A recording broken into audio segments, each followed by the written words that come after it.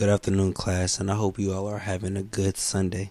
Today is going to be a little interesting lesson because today's lesson is going to be about a certain character that has a gimmick play style in Bleach Rebirth of Souls, and he might just be the best at it.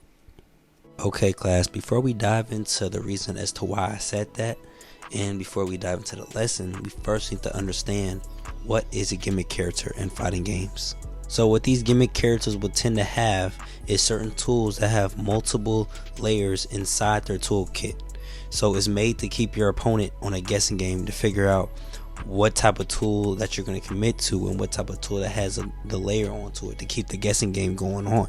Because these gimmick characters have multiple tricks layered under their tools.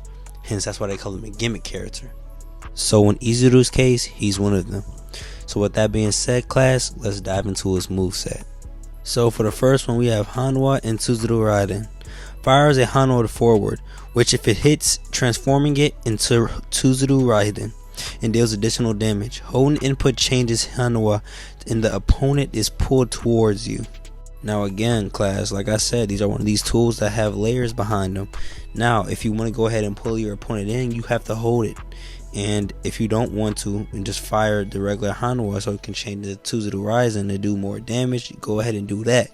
This is consistently going to make your opponent think which one are you going to do, and he's going to try to react to it, which can be in your favor for you just to have the advantage to it. So make sure y'all keep switching it up between them two. Now moving on to the next.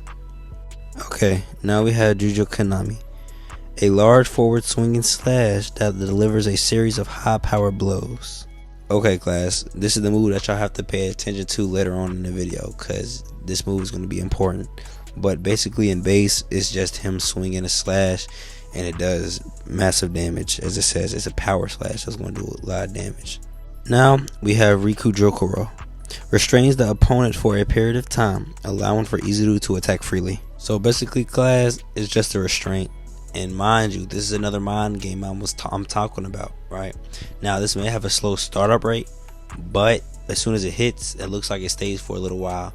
Not the whole time, but a little while, just for you to get some good damage off. So make sure I use this only if y'all find your opponent lacking. Now class, I'm pretty sure you all know what I'm about to say. Like I say this in every lesson, but it is factual and true.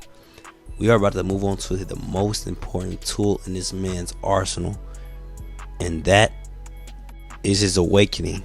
Now, by releasing Shikai Wabisuke, Izuru's fighting style will change to make more use of Wabisuke's abilities in battle. While in this state, a hit counter is activated, and when fully hitting an opponent with a spiritual pressure move will cause them to be slowed and take more damage. Now class, again, like I say in every lesson, this is a game changer, but this just makes his gimmick game even stronger. Now, if you use your spiritual move 1, which is Jujo Konami, it will literally have a different whole entire format and layout to it. If you go ahead and use it, it will slow down your opponent. It will just stack it up. I don't know how many stacks it would do, but it will cause more damage and it will slow down your opponent. So what this whole entire gimmick will consist of is you going into your Shikai and just putting pressure, putting the weight of your despair onto your opponent to slow them down and to slow their moves down. So every time they try to press against you and every time they try to charge against you, you'll beat them.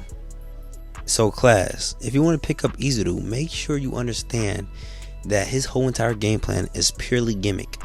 You need to come up with your own gimmick game plan to try to figure out how to get the ups on your opponent, because you can't play him like no rush down, no zone out, no poke out character at all. He's no hybrid. He is purely a mental stack gimmick character. So make sure you all use his signature move the most, which is Hanwha and Izuru Raiden. Make sure y'all use that. Then if you catch your opponent whiffing, go ahead and hit them with Ryokibutsuji. Simple as that. But it may sound easier than said, so you have to get the feel of your opponent before you're able just to assess it. When you assess it, then go ahead and do it.